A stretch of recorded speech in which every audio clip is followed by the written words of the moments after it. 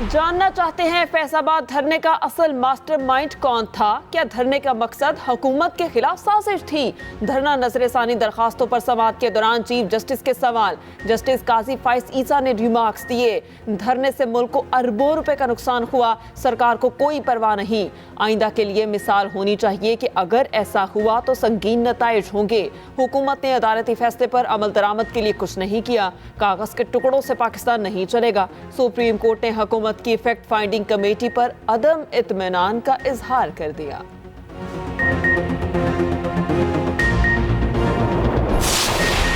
एक शख्स कनाडा से आया, पूरा मुल्क ऊपर नीचे करके चला गया। क्या हमारी हुकूमत ने कनाडा की हुकूमत से राबता किया है? चीफ जस्टिस काजी फाइज ईसा के दौरान समाअत रिमार्क्स। सवाल किया, क्या हम कनाडा जाकर उनके पूरे मुल्क को डिस्टर्ब कर सकते हैं? कनाडा ने सिख रहनुमा के कत्ल पर कितना रद्द अमल दिया, यहाँ किसी को कोई परवाह नहीं। क्या कनाडा से आने वाले ने टिकट खुद खरीदी? उनको पाकिस्तान कौन लेकर आया था?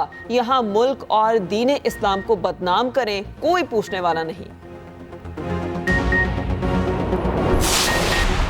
पाकिस्तान का फ़लस्तीन में फौरी जंगबंदी का मुतालबा। निगरान वज़ीर ख़ारिजा जलील अब्बास सैलानी का सेनेट में इजहार ख़याल। मज़ीद कहा, इसराइल गज़ा को कब्रिस्तान में तब्दील कर रहा है। इसराइल ने बैनुल-अक़वामी क़वानीन और इंसानी हकूक़ के खिलाफ वर्जी की। जल्द अज जल्द अमन की बहाली के लिए इक़दामात किए जाएँ। सबका फ़र्ज़ है कि फ़लस्तीन की मदद करें। सेनेट में इसराइल की बर्बरियत के खिलाफ करारदाद मुतफ़िक़ा तौर पर मंजूर। गजा पर सेहूनी सफाकियत की इंतहा। वहशियाना बमबारी से गजा का जब्बालिया कैंप खंडर में तब्दील। पनाकुज़ीन कैंप पर बमबारी, हर सू लाशें और जख्मी। 100 से ज़ायद फ़लस्तीनी शहीद। एक ही ख़ानदान के 19 अफराद मिसाइल का निशाना बन गए। हमले में एक टन के 6 अमरीकी साख्ता बम गिराए गए। 20 घर तिबा। लातादाद पनाकुज़ीन मलबे तले दब गए। 50 शहीदों के जिस्म मलबे तले निकाल लिए गए। कैंप में सैकड़ों फ़लस्तीनी पनाकुज़ीन मौजूद थे। निहत्ते फ़लस्तीन मलबे में अपने प्यारों की तलाश करने में मसरूफ़। सैकड़ों जली लाशें और जख्मी। अस्पतालों में की राहदारियों में मौजूद फ़लस्तीनी शोहदा की मजमूई तादाद 8600 से तजावुज़ कर गई। जख्मियों की तादाद 23,000 से ज़ायद हो गई। नसीरात और अल-शज़ी कैंपों पर भी इसराइल ने बारूद की बारिश कर दी। गजा पट्टी पर हमाद की मज़ाहमत जारी। हमले में 2 इसराइली फौजी मारे गए। सहूनी फौज के 2 टैंक और बिल्डोजर को निशाना बनाया गया। अल-क़स्साम ब्रिगेड ने कई इसराइली फौजियों की हलाकत का दावा किया। जनूबी इसराइल पर ड्रोन हमले। यमनी हौसी बागियों ने जिम्मेदारी कबूल की।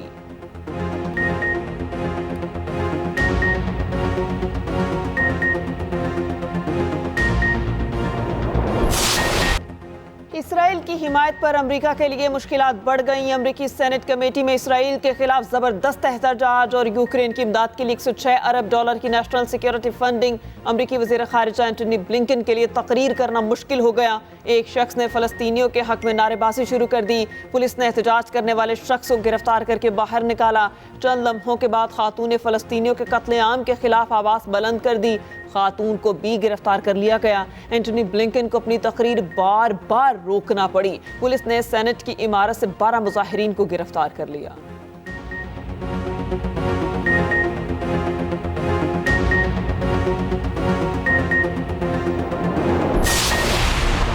गजा में निहत्ते फ़लस्तीनियों पर मसालिम। इसराइल का सिफारती मिशन शदीद मुतासिर। बविलिया का शानदार इकदाम। इसराइल से सिफारती ताल्लुकात ख़त्म कर दिए। चिली और कोलंबिया ने इसराइल से सफ़ीर वापस बुलाने का ऐलान कर दिया।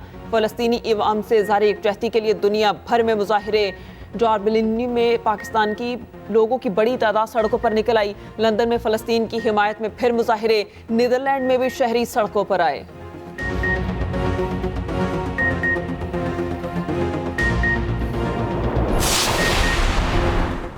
गैर कानूनी गैर मुल्कियों की वापसी की डेडलाइन खत्म। ऑपरेशन शुरू। रावलपिंडी से 64 अफगान बाशिंदों को तोरखम बॉर्डर रवाना कर दिया गया।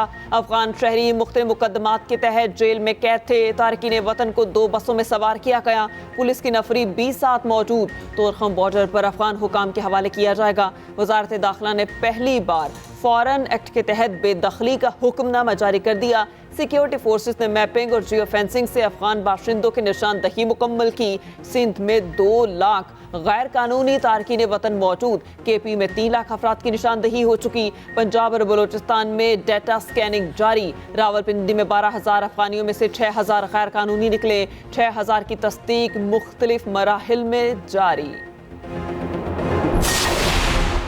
गैर कानूनी गैर मुल्कियों के लिए पंजाब में 36 होल्डिंग कैंप कायम। निगरान वज़ीर इत्तलात आमिर मीर ने कहा, सिर्फ छुपे हुए लोगों को गिरफ्तार किया जाएगा। होल्डिंग कैंप्स महफूज इमारतों में बनाए गए। गैर मुल्कियों को रखने और ट्रांसपोर्टेशन के अखराजात हुकूमत बर्दाश्त करेगी।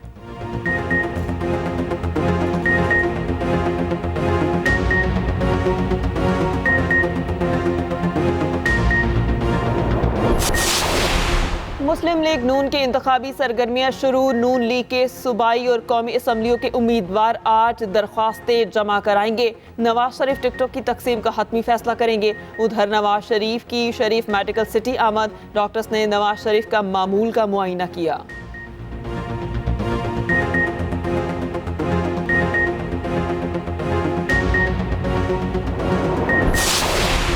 पाकिस्तान तहरीक इंसाफ ने सेनेट में पार्लिमानी लीडर तब्दील कर दिया। सेनेट में सेनेटर अली जफर PTI के पार्लिमानी लीडर होंगे।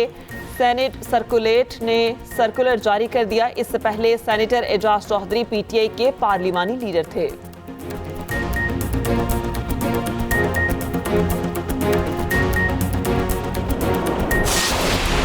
आसिफ जरदारी को एहतसाब अदालत का बुलावा आ गया। ठट्ठा वाटर सप्लाई रेफरेंस की एहतसाब अदालत इस्लामाबाद में समात। साबिक सदर समेत 15 मुल्जिमान को तलब कर लिया गया। एहतसाब अदालत के जज मोहम्मद बशीर ने समात की। मुल्जिमान को 18 दिसंबर को अदालत में पेश होने की हिदायत की।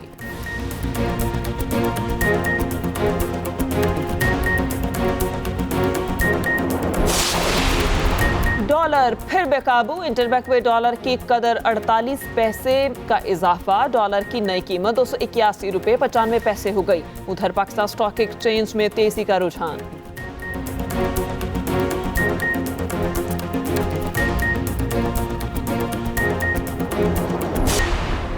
असद उमर ने इस्तेहकाम पाकिस्तान पार्टी में शमूलियत की दावत को मुस्तरद कर दिया। कहा, तहरीक इंसाफ के साथ खड़ा हूँ। IPP को सियासत में बेस्ट ऑफ लक कहता हूँ।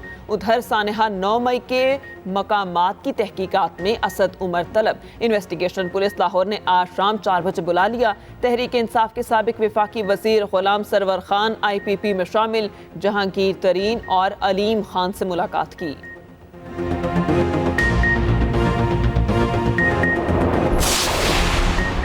चौधरी परवेज इलाही की आज सालगिरह है। बीवी, बेटे और अहले खाना से मुलाकात की इजाज़त दी जाए। इस्लामाबाद की ATC में वकील की इस्तदा। कहा, सालगिरह की वजह से खुसूसी मुलाकात की इजाज़त दी जाए। ड्यूटी जज शाहरुख ने फैमिली से मुलाकात की दरख्वास्त पर समाअत की।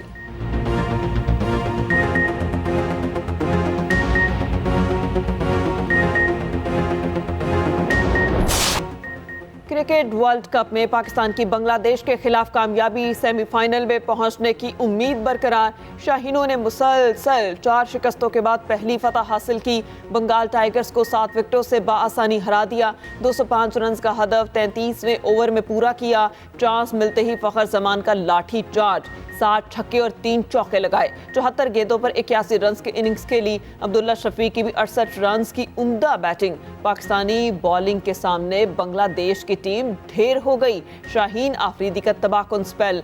9 ओवर्स में 23 रन देकर 3 विकेटें उड़ाई। बेहतरीन कारकर्दगी दिखाने वाले Fakhar Zaman man of the match करार पाए। पाकिस्तान पॉइंट्स टेबल पर 5वें नंबर पर आ गया। शाहीन आफरीदी की ऊंची उड़ान, विकेटों की तेज तरीन सेंचुरी बनाने वाले पाकिस्तान के पहले बॉलर बन गए। फास्ट बॉलर ने एजाज करियर के 51वें मैच में हासिल किया। बांग्लादेश के खिलाफ 3 विकेटें हासिल की। कप्तान बाबर आजम कहते हैं, मालूम था फखर खड़ा हो गया तो मैच आसान हो जाएगा। अगले 2 मैचेस भी इसी तरह खेलेंगे। अभी टीम के पास आगे जाने के चांसेस हैं। पाकिस्तान अपना अगला मैच 4 नवंबर को न्यूजीलैंड के खिलाफ खेलेगा।